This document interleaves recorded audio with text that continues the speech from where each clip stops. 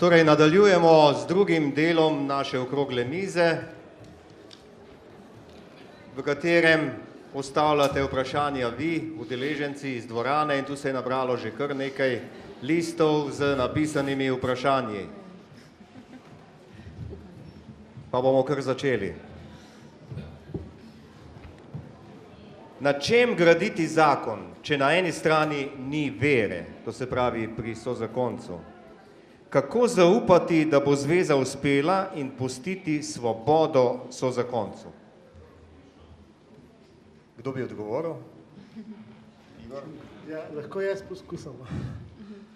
Veste, jaz globoko zagovarjam, da mnogi pari so bili iskreno zaljubljeni in res iskreno zaljubljeni v tem svobodnem smislu, da med njimi je bila tista temeljni uvid ljubezni, ki ga potem lahko uresničujejo, tudi če niso bili verni. In ta temeljni uvid je tako močen, da se da živeti. Poznam pare, ki so eni veren, drugi pa ni. Ni enostavno vedno. Ampak včasih tisti, ki ni veren, prispeva k življenju stvar, ki je tako velika in jo verni ne vidi. Tukaj gre ničkan, kako bi rekel, pogledajte, v globini človeka je pravzaprav nekaj nam vsem skupnega. Vernim in nevernim, vsi smo ustvarjeni po Božji podobi. In papež je bil sila pogumen, mislim, da je v Filadelfiji rekel, da Sveti Duh ne govori nam, drugim pa ne. In s tem isto tudi nevernim govori Sveti Duh. Ne? In torej prisluhniti tistemu dobremu, ki je v človeku globoko v srcu, je stvar, ki je tako močna, da tudi ljudje, ki formalno niso verni, imajo tam neko sporočilo. To je prva stvar, ki bi rekel. Druga stvar je, poglejte tole, ne. Mislim, da temeljna distinkcija ni več, pa ta delitev ni več med vernimi pa nevernimi. Poglejte, med vernimi moramo biti zelo skromni. Se čudne stvari včasih dogajajo. In vidimo saj jaz živim v takem okolju, ker so večina neverni, se trudijo za otroke enako ali pa še bolj včasih kot verni. Delajo pošteno službo, enako kot ostali. Gre za drugo razliko, gre za tistim, ki so, kot je koncil rekel, ljudje dobre volje, in ljudje dobre volje imajo toliko skupnega, da lahko si povejo res veliko iskrenega. Ne? Ljubezen ni last vere, ljubezen, če iz srca, je last človeka in se moramo ogromno učiti od nevernih. Mogoče glede zakona je to malo manj blizu, ne? Ampak recimo druga enciklika papeža Laudato si, koliko bi se mogli kristjani od nekristjanov učiti, veste. In tukaj gre res za to, da odpremo srce in poslušamo drugega, ker vsak človek dobre volje ima en pomemben prispevek za drugega. Zato je to pomemben pogovor, ker v pogovoru gradimo nekaj novega. Ne? Mogoče toliko za uvod, res pa je, tisti vernik v zakonu, ko en veren, drug pa ne, lahko posvečuje tudi nevernega moža ali neverno ženo. To pravi papež in je sila pogumna, veste, to so taki močni stavki, da po vernem možu se posvečuje tudi neverna žena in nasprotno. Torej tukaj gre res pogled, ki je zelo širok, ampak je zelo nič ohlapen, veste, čisto nič ohlapen. Jaz lahko samo potrdim vaše besede, Igor. En tak primer sem jaz. Moj mož sicer je katoličan, ampak nima osebne vere. In ko sem ga spoznala, se mi je zdelo, odkot pa je on zdaj padel. Kajti moji prijatelji so rekli, a veš tam njihove družine, oni pa niso verni, ne. Oni so pa proti cerkvi, ne. Ampak ko sem ga spoznala, sem rekla, kaj se on ima srce narejeno po Kristusovem srcu. Pa ne pretiravam. Če je nekomu jasno, kaj je ljubezen, kaj pomeni globoko spoštovanje, kaj pomeni sprejemanje drugačnega, kaj pomeni, da to, kar si ti, pa te nočem čisto nič spremeniti in te spoštujem in sem del tvojega življenja.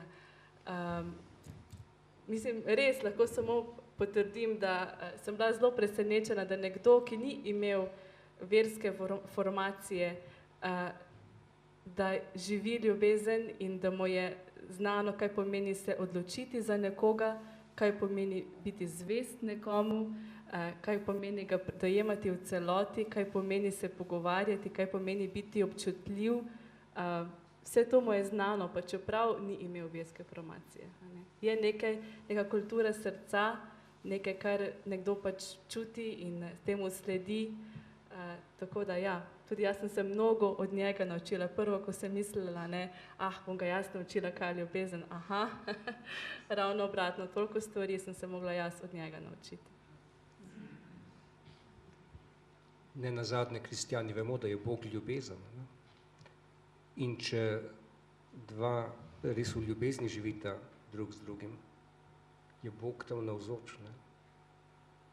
Pa tudi, če nekdo to prepozna in temu reče Bog, drugi pa govori o ljubezni. Ne?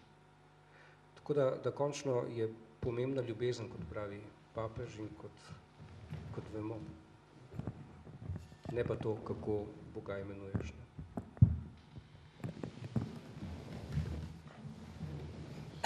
Vprašanje, ki ga imam zdaj tule pred sabo, nam ste že nekoliko odgovorili, pa vendar je tako temeljno, da je prav, da se mu posvetimo.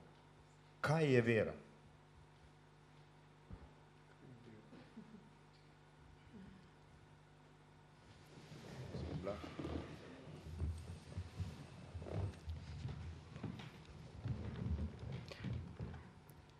Vera je temeljno zaupanje v to, da nisi sam. Se pravi, neka eksistencialna drža, ki ti pove, da tudi takrat, ko je težko, ne, pa ko misliš, da te je čisto vse na tem svetu zapustilo, v resnici nisi sam. In da je temu nekaj do tebe. Da Bogu ni vseeno, kako je s teboj, kaj se s tabo dogaja. In če potem to nekako preslikamo na medčloveške odnose, se pravi, vera je lahko tudi to, da zaupaš, da nekomu ni vseeno, nekomu, ki ga imaš rad in ki ima tudi tebe rad on. Torej, ver je veliko vrst, ne? Tako je pravzaprav zelo težko enoznačno povedati, ampak mislim, da gre predvsem za to. Ne? Mogoče bi dopolnite, meni tisti stavek, ki sem ga slišal in da ga rad delil z vami, pove največ. Ne? Vera in ljubezen imata nekaj temeljno skupnega. Ne? Vera je, princip vere, princip ljubezni. To pomeni, da drugega priznaš tako močno, da je tako pomemben kot ti sam. Vera pomeni biti tako močno znotraj odnosa, da je drugi človek tako pomemben zate, ne samo Bog, pa tudi drugi človek, kot ti sam. In v tem bi rekel, povedete, bistvo vere, vsaj za kristjane, je Sveti Duh, Bog Oče in Jezus. Bistvo vere je tisti stavek, jaz in Oče sva eno. In versko živimo, ko živimo z drugim v tej medsebojni edinosti, ne ko smo sami. Je pa zelo zanimiv stavek tudi tam, ne, ko Peter, vse veste, tam pove, ne, meso in kri ti nista povedala, torej pamet ti ni povedala, ampak Sveti Duh. Verovati kristjani ne moramo brez Svetega Duha, torej vera ne nazadnje je dar. Ampak za ta dar si pa velja prizadevati. Ne. Je pa nekaj treba dati, povedajte, mnogi, ki formalno niso verni, mislim, da lahko mirno rečemo, da so globoko verni v srcu, rečemo temu anonimni verniki in jih mogoče sploh ni, a veste, tako malo. Ker včasih je cerkev s predpisi nekomu onemogočila in ob tem papežu so mnogi znova začutili, da papež je tisti, ki je človek vere. In so se mnogi spreobrnili, ker so res videli to preprosto, ne visokost, ampak bližino. Človek iz vere deli življenje. Vera pomeni živeti, ne pomeni samo čustvo, ampak je res drža mišljenja, čutenja, delovanja in globokega zaupanja, tukaj je gospod Blaž rekel, ne, da Bog je Bog z nami. Ne?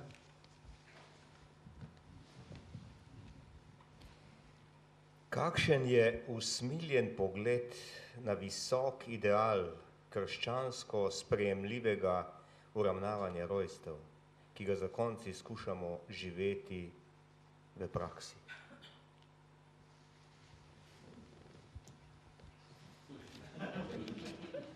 Ja, torej sem jaz vržen na to vprašanje. Jaz bi rekel, zakaj. Poglejte, mislim, da je temeljno vprašanje to, ne samo za kristjane. Ko se poučiš, je del zveze biti odprt življenju. Nekateri ne morejo imeti otrok, nekateri jih imamo, ampak tukaj zadnji je papež zelo jasno rekel, seveda, to je ponovno besedi Janeza Pavla II, ne, odgovorno starševstvo. In odgovorno starševstvo pomeni, da se ti stavki, pa je zelo čudno pointerpretiran, da spolno živiš odgovorno. Kaj pomeni za eno družino, veste, odgovorno starševstvo, jaz ne morem reči.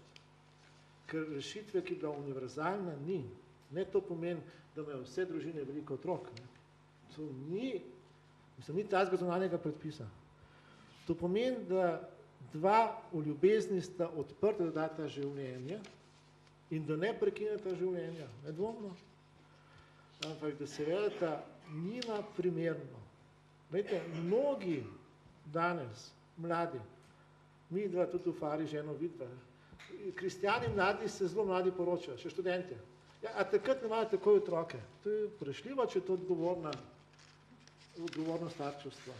Pritisk družbe je tako velik živeti skupaj, da je rešitev, ki je, mislim, simpatična, se poročiš, ampak potem odložiš nekatere stvari. Veste, to je tudi trening, ne? Lažje imeti več otrok, kot biti spolno vzdržen. To pomeni malo delati na sebi, ne? Biti malo tudi asketa včasih. Ne? To pomeni res zrela drža. Druga stvar pa je tukaj zraven, ne? Pomagati drugemu, in duhovniki imajo tukaj zelo pomembno vlogo do zakoncev, vzgoja, resna vzgoja vesti, da ne bomo pa tukaj nekaj delali narobe. Ne? Resna vzgoja vesti pomeni, da človek je zato na svetu, da da življenje za druge. Ali so to lastni otroci, pa je to nekaj drugega, to je pa odprto vprašanje. Ne? To je pa nekaj odprto vprašanje. Torej, zvestoba, ampak ni samo več otrok odgovor. Vprašanje je bolj kompleksno. Jaz sem dala mikrofon zato, ker je to staršne, jaz še nisem, zato naj modrost spregovori. No. Na to se morda navezuje tudi tole vprašanje. Kaj menite o spolnosti pred zakonom? Nekateri izgubijo zaupanje zaradi tega.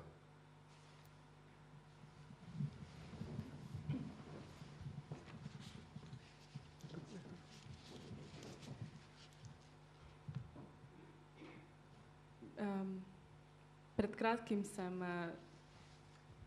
prebrala eno misel, ki je povedal prijatelj Janeza Pavla II. Stanislav Grigel in je rekel, ljudje nismo zato, da se posojamo, ampak samo zato, da se damo in da drugega sprejmemo.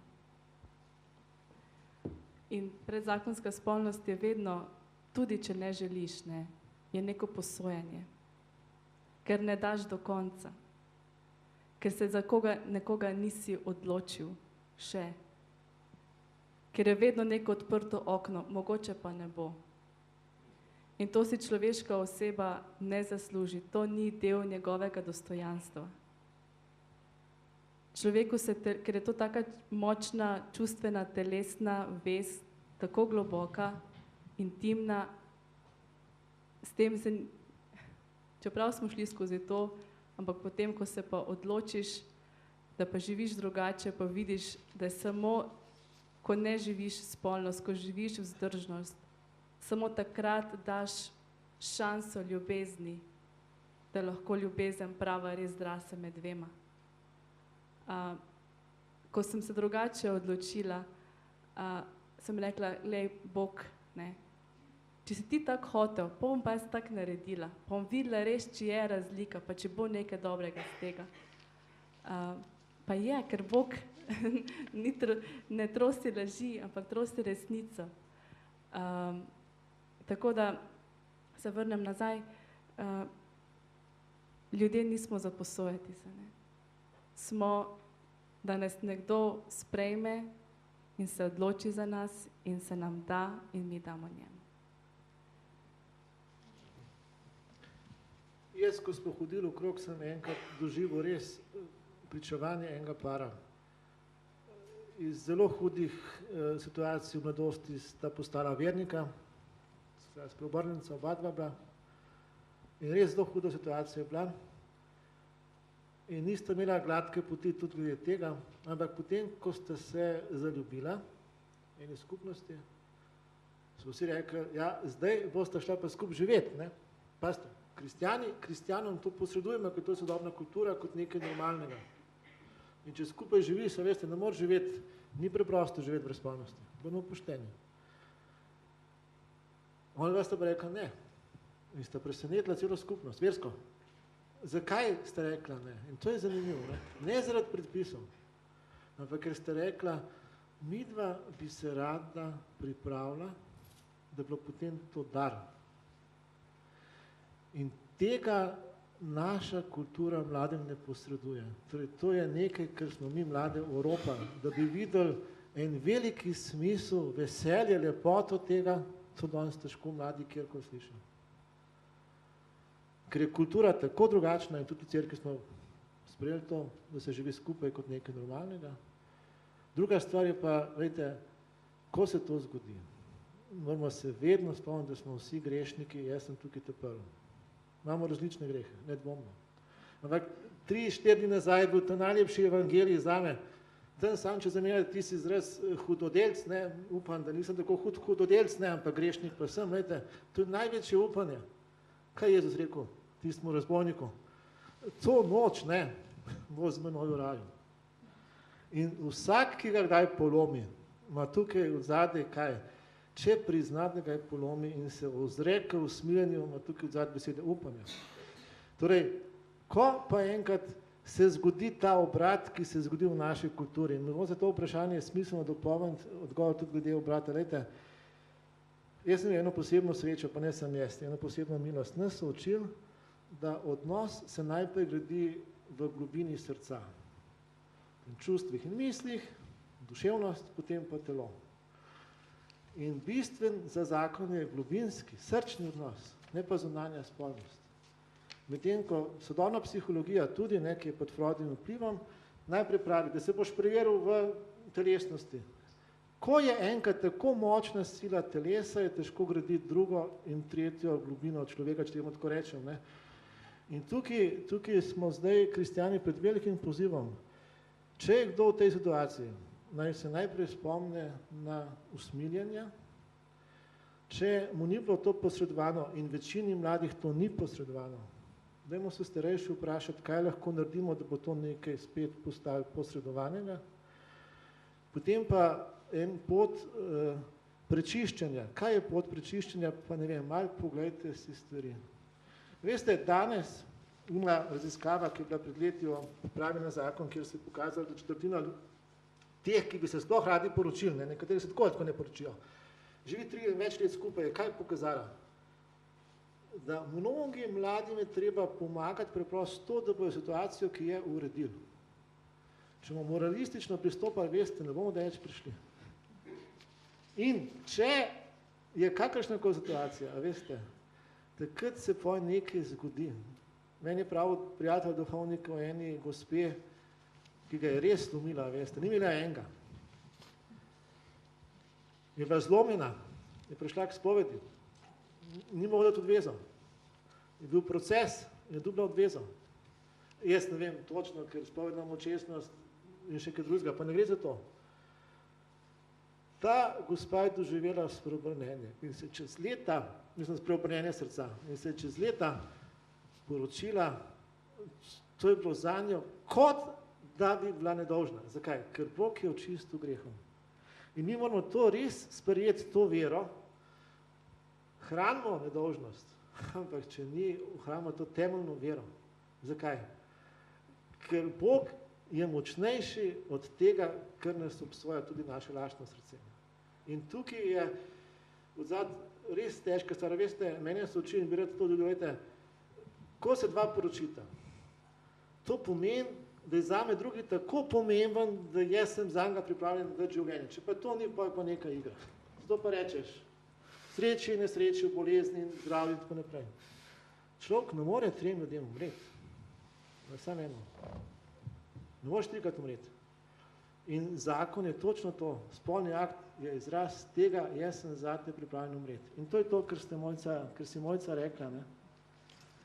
Ampak ne pozabiti, to ni samo umevno sodobnega časa. To moramo veliko narediti, da se počasi razvija in pomagati, veliko pomagati, da se stvari uredijo. Tu je nekdo dvignil roko.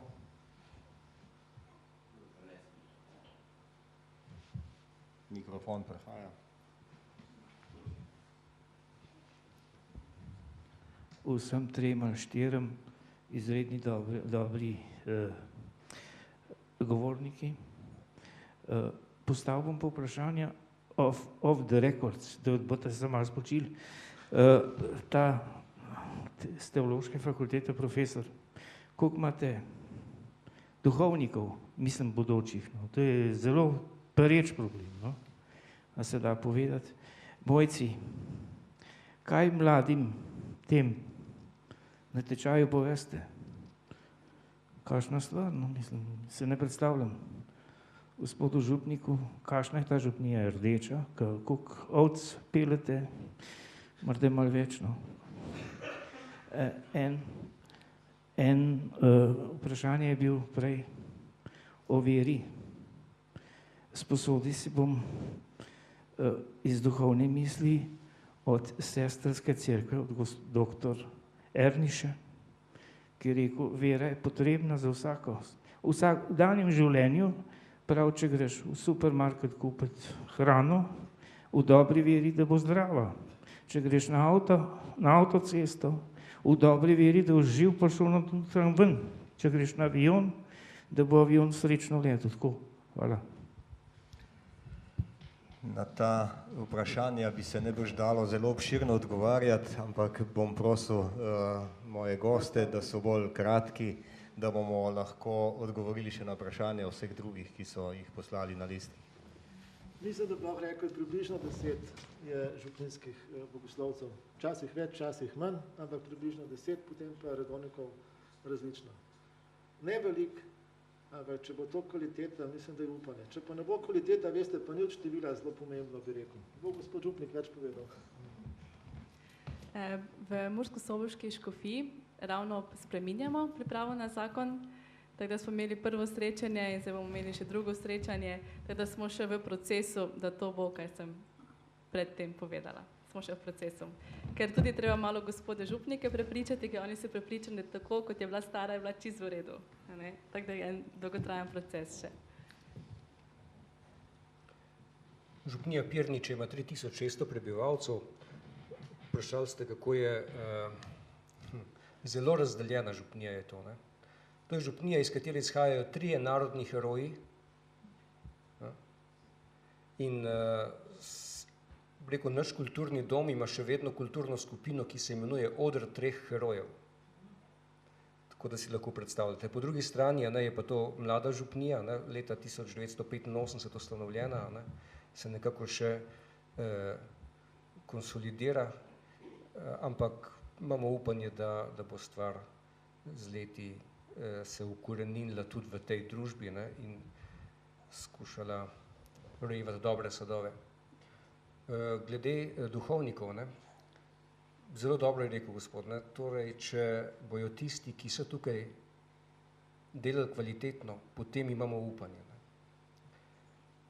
Je pa res to, da bo treba, tudi se navezujem na to, kar je Mojca rekla, tudi te, ki zdaj že delajo na tem področju, nekako jim pomagati, da bojo naredili mogoče resen korak naprej tudi, predvsem v odnosu do obrobnih. Sploh, da se res ne bomo ukvarjali samo s tistimi, ki prihajajo k mašam recimo ali pa dejavnostim, ki jih župnija organizira, ampak predvsem obrniti pogled na tiste, ki mogoče nimajo toliko poguma, da bi sami prišli, ampak da pridemo zdaj za to mi k njim.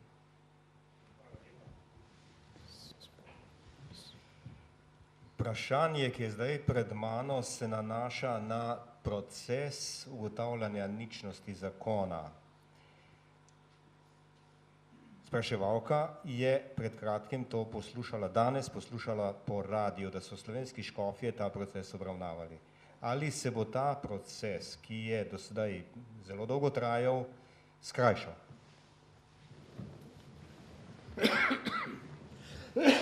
Tako je, zdaj reden proces se je skrajšal z papeževim dokumentom Usmiljeni sodnik, ki odpravlja drugo stopnjo v tem postopku. Se pravi, če prvostopenjsko sodišče ugotovi ničnost zakona, ni potrebno, da isto ničnost potrdi še drugostopenjsko sodišče. To skrajša postopek za mogoče mesec, dva. Tisto stvar, o kateri pa mislim, da sprašuje ta gospa, je pa verjetno tole. Ne? Zdaj so se škofje pogovarjali tudi o tistem tako imenovanem skrajšanem postopku, ki ga papež tudi s tem istim dokumentom nekako uzakonja. Pomeni pa, oziroma lahko se začne ta proces samo, ko so izpolnjeni določeni pogoji. Recimo, da sta oba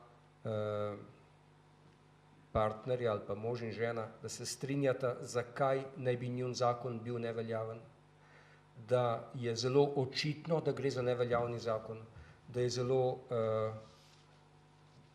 da je enostavno oziroma pravzaprav brez velikih naporov tudi dobiti priče, ki bi dokazale to neveljavnost. In če vsi ti pogoji so izpolnjeni, potem lahko na eni sami seji, se pravi v prisotnosti škofa in sodišča, ki ga on ad hoc vzpostavi, ugotovijo ničnost zakona. To pa lahko dejansko sama priprava in izvedba tega postopka traja tudi samo mogoče mesec dni. Ne. Ampak takih primerov je relativno malo. Ne. Mislim, da je bilo v javnosti vzbujeno neko prepričanje, da zdaj bo pa to zelo enostavno dobiti ničnost zakonske zveze. Ni tako enostavno. Če so vsi pogoji izpolnjeni, se res da tudi po tem skrajšanem postopku, sicer pa tudi zdaj še naprej je treba kar računati, da bodo ti postopki trajali tam okrog leto do leto in pol.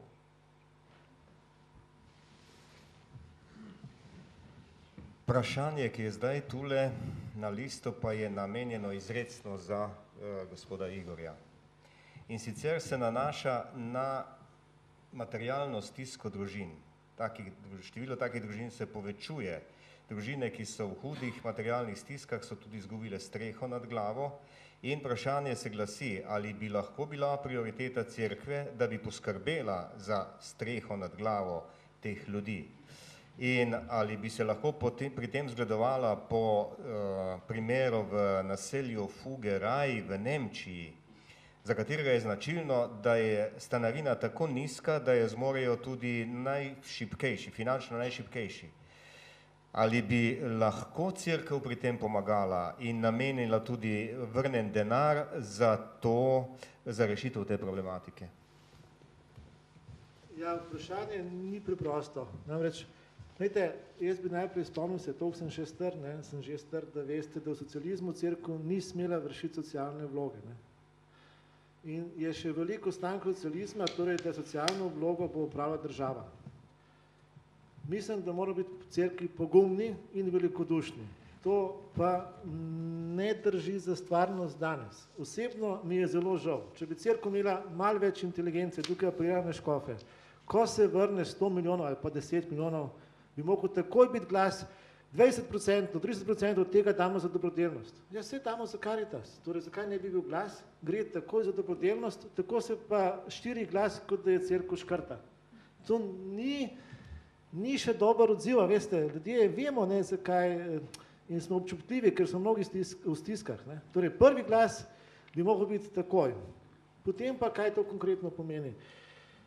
Glejte, če je družina prioriteta in če verjamemo v globini srca, govorim kot kristjan in upam tudi, da naši škofje verjamejo, da je prioriteta cerkve prednostna izbira za ubogih, bi se to moralo zgoditi. Bi se moralo zgoditi, da je cerkev posebej pozorna do vseh, ki so v stiskah in družinam, ki so v stiskah, omogočila, da živijo minimalno skupno življenje. Papež to velikokrat pravi, dostojnost, dostojanstvo ni samo stvar posameznih oseb, dostojanstvo družine tudi in poveže to z streho nad glavo, z osnovnimi materialnimi pogoji življenja, vključno seveda tudi za izobrazbo, s kulturo. In če bi bili kristjani, zdaj je pa skupni projekt škofov, duhovnikov in laikov zadaj, ne, bolj za to občutljivi, počasi razvili nove institucije. Vse imamo v zgodovini cerkve, veste, koliko redov je delala za ubogimi, cela vrsta ženskih rodov, institutov, ne, moških. Ampak danes se zdi, da je preveč, saj v Sloveniji moj občutek tak, da je preveč pozornosti samo na srednji sloj in na to, ja, saj, če bo delal, si bo lahko sam priskrbel. To je res, da mnogi premalo delajo. Ampak mislim, da bi moral biti en velik premik, ker zaradi neugodnih okoliščin družbe ljudje, ki bi radi delali, ne morejo dobiti službe. In te ljudje niso sami krivi. In teh ljudi ni malo. Poglejte vi Prekmurje, poglejte Belo krajino, poglejte Maribor. Ko so fabrike izginile, v smislu, ne delajo več, so tam mnogi. Kaj bomo zdaj kristjani naredili? Nekaj moramo narediti. Sicer imamo pa potem odgovor zelo neroden, ne? Veste, reči, da poslanstvo je družina, misliš pa poslanstvo je moja družina, to ni čist pošten odgovor. Če vam jaz rad moj poklic, jaz sem sociolog, potem iščem v sociologiji. Če vam jaz rad mojo poklicanost, zakonski mož, družinski oče, potem iščem, kako bom družinskost in zakonskost prinesel svetu. Ne more človek biti sam zase zaskrbljen. Sicer smo preozki. In če nekaj imam in sem nekaj prejel, sem zato prejel, da nekaj darujem, da nekaj dam drugemu zastonj.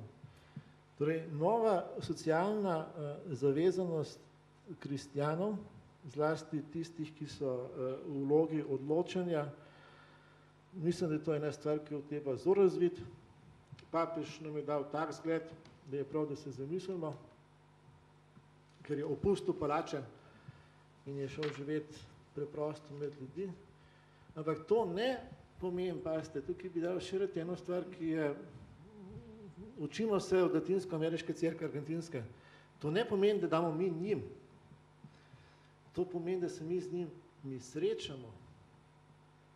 Ker najbolj revni ljudje imajo nekaj zapovedati vsem ljudem. Revni ljudje, med njimi se nekateri iskreno trudijo pošteno živeti. Res delajo. Ne vsi. Revnim ljudem bi mogli prisluhniti, zakaj, ker bi najdel skupni imenovalec človeštva. Srednji sloj ne sme določiti skupni imenovalec. Srednji sloj je včasih tako zunaj od revnih. Ne? In demokracija nam pri tem nav pomagala, ker demokracija, tudi naša, ki je zelo socialna, ne, in da denar in so povajo odvisni od države. Tukaj je treba razviti projekte, ki bodo tem ljudem pomagali, da bojo ostali in bojo spet svojim delom, žulji svojih rok ali z drugimi napori, lahko preživeli sebe in družino. Za družinskega očeta in mamo je nekaj najhujšega, kot svojim delom ne moreš preživeti svoje družine. Ampak, ko pride kriza in ekonomska kriza v Sloveniji mnogo okoljih je, bi mogla družba pristopiti in jim pomagati. In ne smemo samo računati na državo. Mislim, da tukaj je cerkev, začenši z mano, ker mi vsi smo cerkev, ampak zlasti tisti, ki imajo v rokah odločanje, bi res mogli povabiti, da naredimo nekaj več. Mislim, da tukaj je narejen premalo. Splošen vtis, veste, pa zaskrbljujoč, ker ankete pokažejo, res, da smo kristjani bolj solidarni kot nekristjani, ne? Ampak da je ta razlika precej majhna, da je ta razlika res majhna in da je včasih preveč besed o primernosti ravnanja in premalo dejanj. Papeža ima po mojem zato radi, ker to, kar on reče, on živi. Dajmo tako delati. Rečemo samo tisto, kar živimo in ker bi radi nekaj rekli, bomo začeli nekaj živeti. In smo spreobrnili. To je poziv. Mislim, da to ni toliko nemogoče. Mislim, da to je čist nekaj simpatičnega. Zakaj? Zato, ker jasno pove, denar ne sme biti malik, denar mora biti v službi življenja. Če tega ne živimo kot cerkev, pomeni, da smo izdali, papež prav, to je najhujši malik. Mislim, da ima predvsem na tem. Mi ne smemo biti navezani na denar, ne laiki, ne duhovniki. In če to je prav, da pritisnemo na vodstvo, dajte pomisliti, kako bi s tem denarjem nekaj konkretno dobrega storili za tiste, ki so v največjih potrebah. V največjih potrebah pa niso samo materialno najnižji. V največjih potrebah je tam, kjer je huda stiska. Materialno zelo nizki. Ljudje, ki dejansko ne morajo sami sebi pomagati. Torej tudi kakšno podporno službo se lahko s tem denarjem pomaga odpreti. Pomaga družinam, da skupaj ostanejo, ne? To je vse podporna služba, da bi ne prišlo do revščine, ker je jasno, če družina skupaj ostane, je taka socialna osnova močnejša glede na revščino, kot če se družina razkropi. Ne? Ampak mislim, da tukaj bi bilo res treba še marsikaj narediti, ampak ne bodo mogli škofje in tisti, ki imajo roko, kaj so duhovniki nad nekaterimi financami, to narediti, še skupaj z laiki namo nekaj naredili. Ker ni pričakovati, da bi cerkev bila kot država, da dobi denar. Bistvo cerkve je, da človeku pomaga v stiski, da se potem dvigne in sam zasluži denar. Ne? Torej, take projekte podpreti po nedvomno je treba več, kot zaenkrat smo. A smem? Imam še eno vprašanje. Ja, izvolite. Dobro, zdaj smo šli malo v posamezne reševanje posameznih, bi rekel, zadev, vprašanj. Jaz bi se vrnil zdaj k temi, k izhodišču. Namreč dobro in izjemno kakovostno ste predstavili, bi rekel, to papeževo spodbudo. Zdaj se pa recimo poskušamo vprašati, ne, ob vseh težavah, ki imamo, v sekularizaciji v cerkvi, v horizontalnem mišljenju v cerkvi, a ne med ljudmi, mladih, ki nič ne dajo, bi rekel, na zakon in na nekatere stvari. Torej, svet je prišel tudi v cerkev. Kako zdaj ta načrt, ki ga je papež naslikal kot en pesaž, a ne, kako zdaj ta načrt uresničiti konkretno v župnijah. Papež zelo lepo govori, da je župnija, bodočnost župnije je družina družin. Kar pomeni, da gremo nazaj tam, kjer je cerkev začela, v družinski cerkvi. V majhne skupnosti, par družin se je zbralo v eni večji hiši, kjer je bil to prostor. Dobro, gotovo danes niso več taki časi, ali pa so, morda gremo v te čase, če bo prišlo preganje in tako naprej. Vprašanje, ki ga želim postaviti, ki ga sebi zastavljam, je, kako v teh razmerah priti do človeka, ne samo človeka v stiski, v tega normalnega, ki je pod pritiskom, bi rekel, dneva, ki o cerkvi, čeprav je formalno krščen in tako naprej, nič več ne sliši, ker mu cerkev ne more nič več povedati.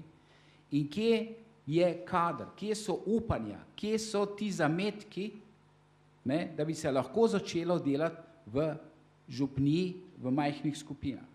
Nekatere elemente tega imamo, če gledam recimo razne te skupnosti družinske oziroma zakonske, ki nastajajo, ki bi lahko dale nek element, bi rekel, potencialnih kadrov, ki imajo izkušnjo, ki so pričevalci, ki so evangelizatorji. Vprašanje pa je, kako enega preobremenjenega župnika v neki župniji, a ne, prepričati, da je njegova glavna zadeva ni toliko Karitas, ni toliko verouk, ni toliko zdaj, ampak njegova glavna zadeva je razvijati župnijo. In to, kar je papež dal kot itinerarij, poskušati uresničevati. Je veliko vprašanj skušal čisto. Jaz to okrožnico ne vidim kot model.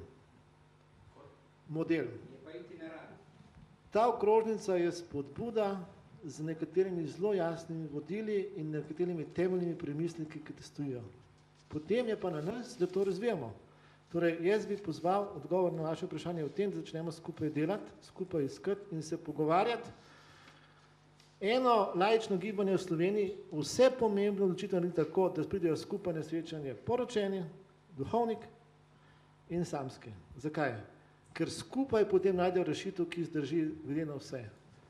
Mislim, da to je dovolj in pogledajte, papež res povabi cerkev, da razmišlja in vse škofovske konference ima nalogo, ampak tudi župnija ima nalogo. In ne misli, da mora župnik narediti.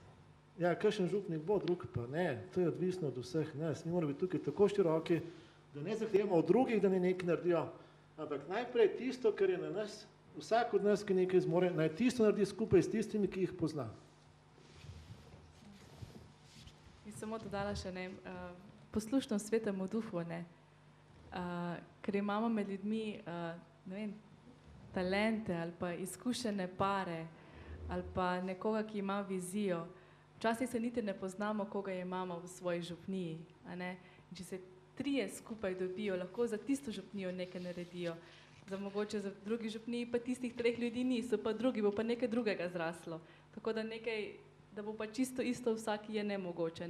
Pa odvisno na talente, na ljudi, na pričevalce, na njih je odvisno. Koga Bog pokliče, komu damo, da se srečamo.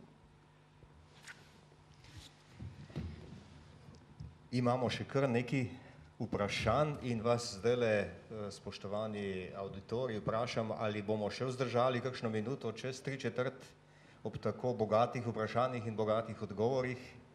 Bomo, dobro.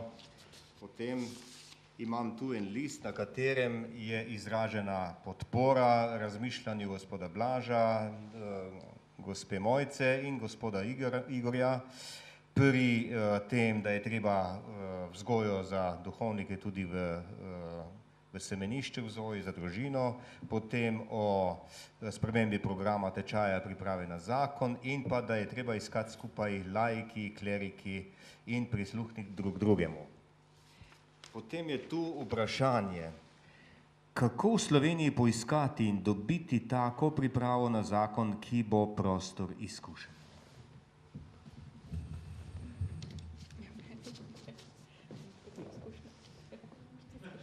Glejte, v Sloveniji se glede priprave na zakon veliko spreminja.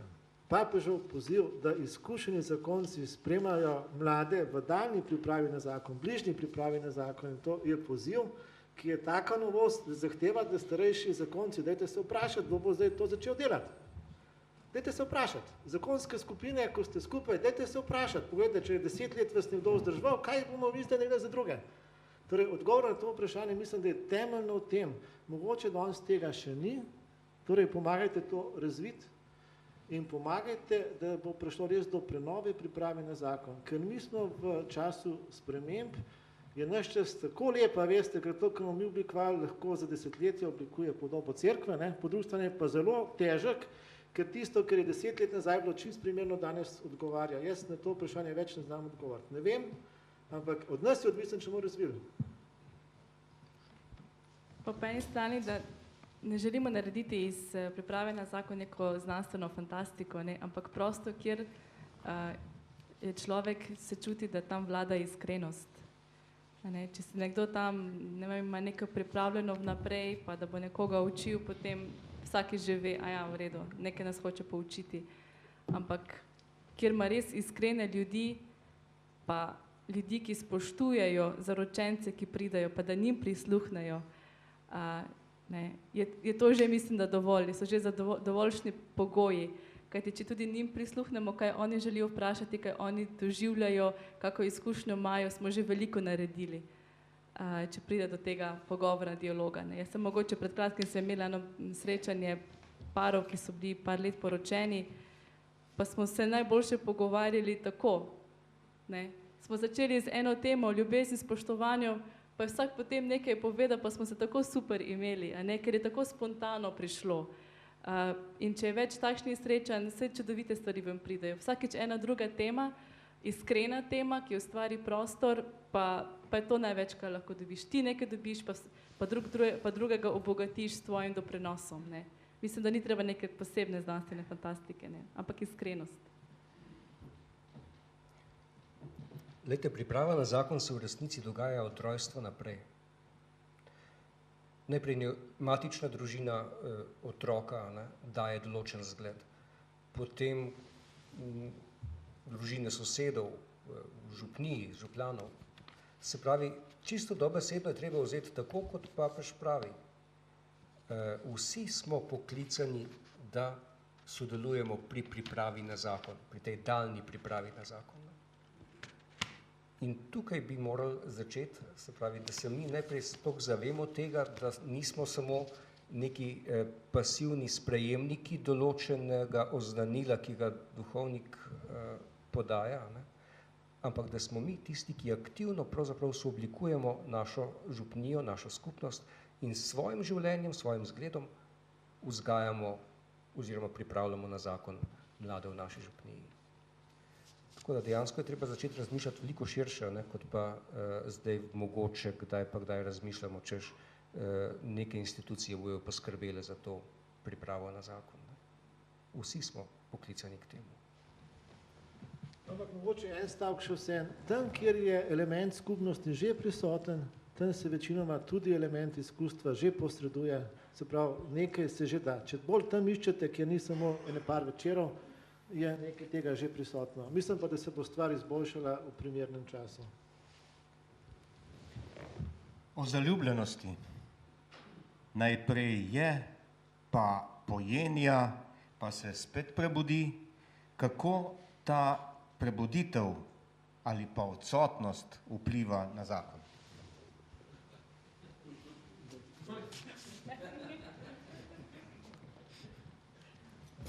Spet se bom spomnil na papeža, ki pravi, da je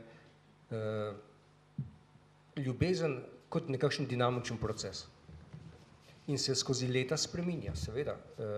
Zaljubljenost je eden od teh oziroma teh faz, v katerih se določen odnos najprej nahaja, potem preraste, potem je seveda eno obdobje, kjer to zaljubljenost veliko bolj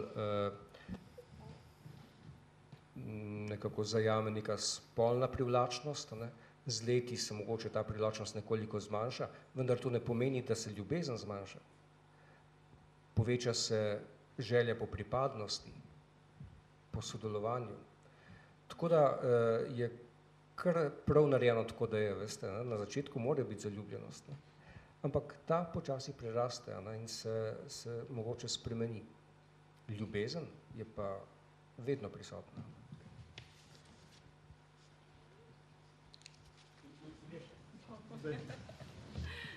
No, jaz sem zdaj 1 leto poročena.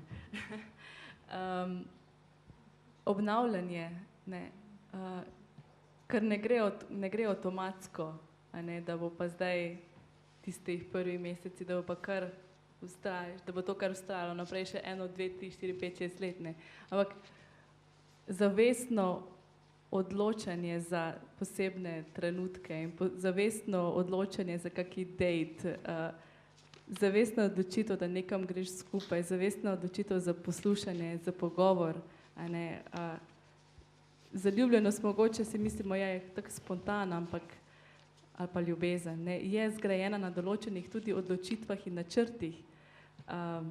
Pa tudi, če je nekaj načrtovano, da se boš nekaj, da boš šel takrat ven ali pa karkoli, ampak vseeno pa ti pomaga, ta odločitev pomaga, da ti rasteš v ljubezni do bližnjega.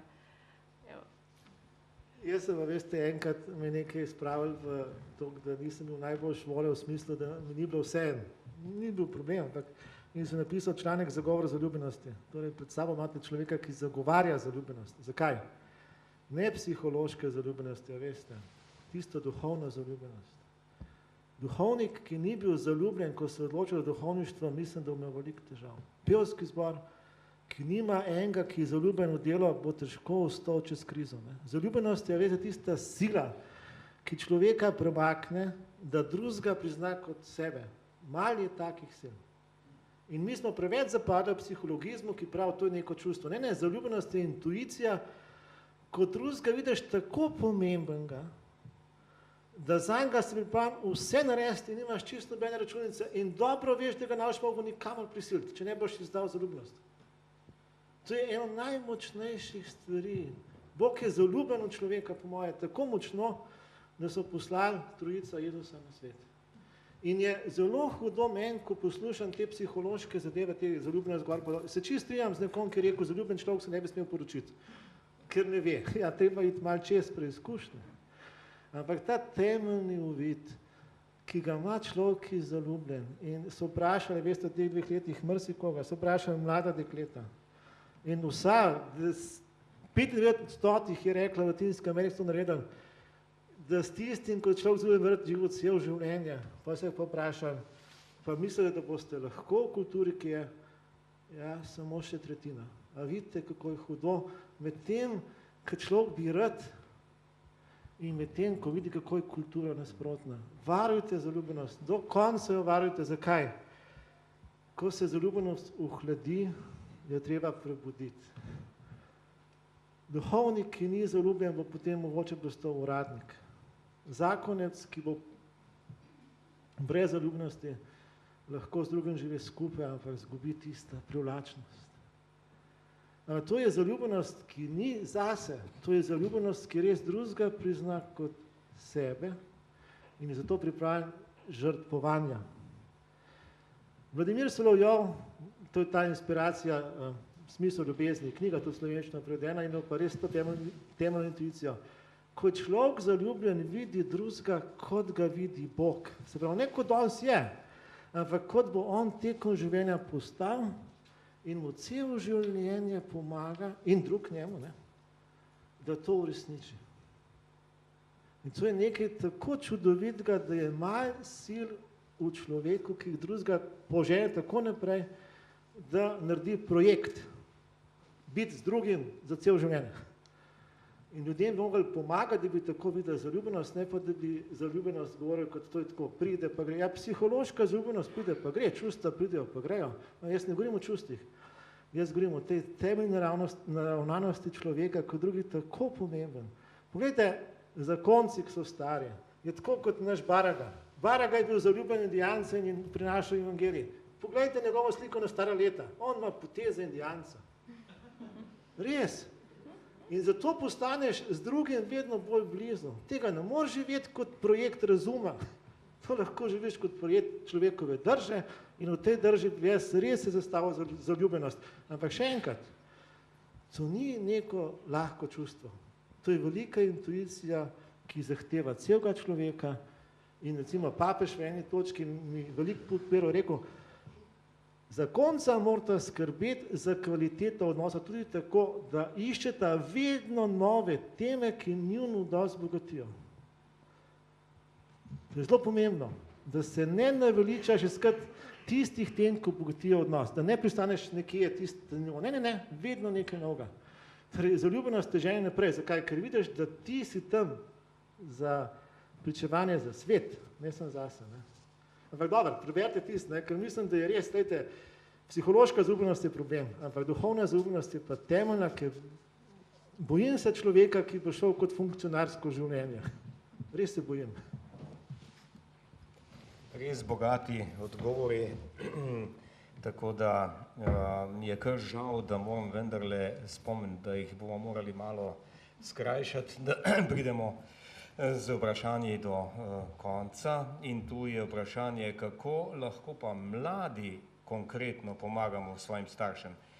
Predvsej je bilo povedanega, kako lahko izkušeni pomagajo mladim. Zdaj pa vprašanje, kako bi pa lahko mladi pomagali staršem, da najdejo radost v zakonu.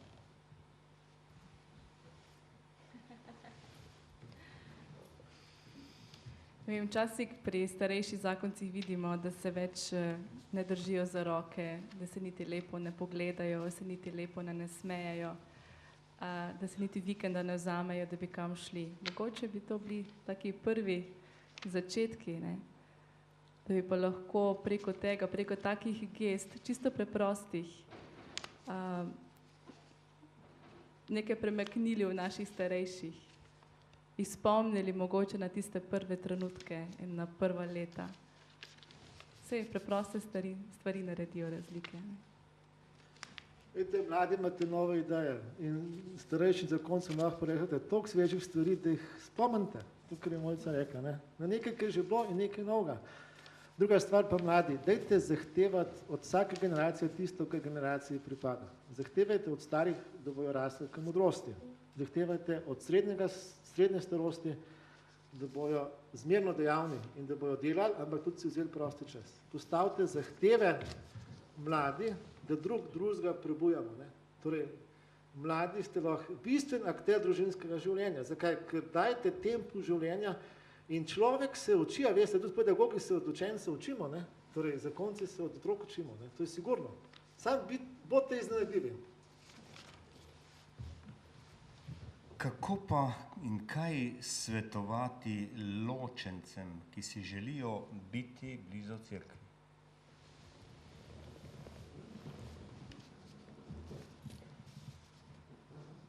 Sveti oče zelo spodbuja ločence, da ohranijo aktivnost v župnijskem okolju. Ne? Celo pravi, da je treba spodbujati ločene, to naroča pastoralnim delavcem, duhovnikom, torej tudi, da naj se hranijo z Evharistijo, ne? Da jim bo to v tisto veliko pomoč, da bojo lahko rasli. Se pravi, nikakor pa, kakorkoli te, ki so ločeni, izriniti na rob družbe. Ravno obratno, skušati jih moramo ohraniti v središču in jih spodbujati, da bojo s temi sredstvi, ki so na voljo vsem kristjanom, dejansko duhovno rasli. Se pravi, ločeni nikakor ne smejo ostati na obrobju. Bi samo dal, z njimi se pogovarjamo, kot smo bili prej z njimi v zvezi, ostamo v njih. Pogovor bo veliko naredil, čist preprosto, vzajmo jih kot del normalne družbe.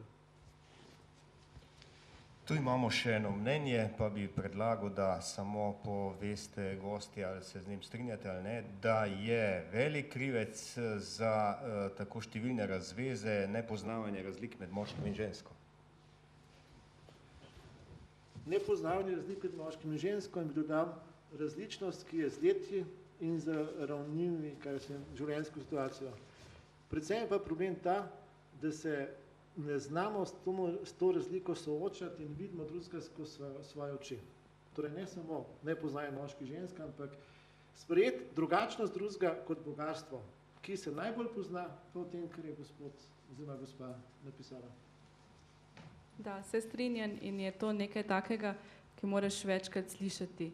Ni dovolj, da samo veš ali pa da slišiš na pripravi na zakon, ampak tudi takrat, ko je kriza ali pa ko je neka situacija, ki ti je nepoznana, da imaš nekoga, ki te spomni, ne je samo drugačen, drugače odreagira ali pa na svoj način rešuje težave ali pa ne, da imaš nekoga, da ti to pove, ne, v vsakem obdobju, ne, težkem, da veš, da je to pač različnost. Da ja, se strinjam, velike vir težav.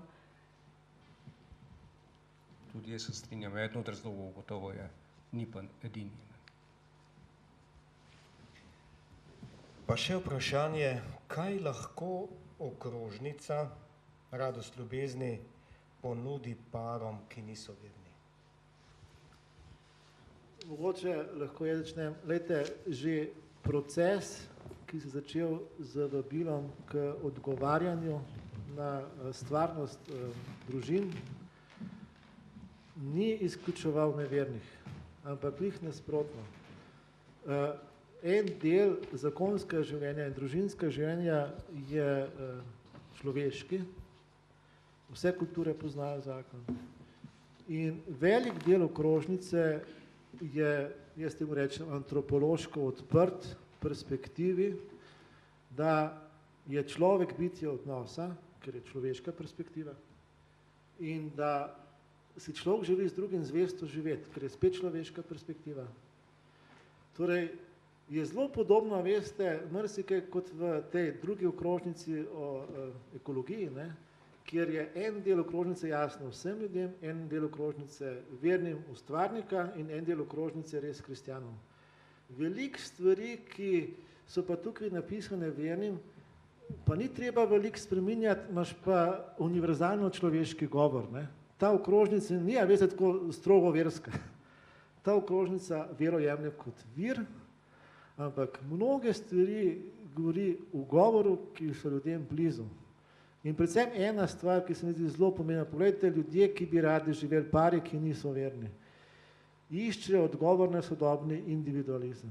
V tej okrožnici imate ogromno stvari, ki odgovarjajo na sodobno kulturo individualizma. Iščejo pogum za skupno življenje. Ogromno. Če človek odprtega duha lahko sam prebere, oziroma drugače, kristjani moramo znati to brati tudi zanje in jim znati posredovati. Torej, jaz mislim, na to vprašanje sem zelo hvaležen za njega, veste kaj, ker kristjani smo na svetu zato, da prinašamo odrešenje tudi nevernim, do neke mere, besedo milosti, besedo odrešenja.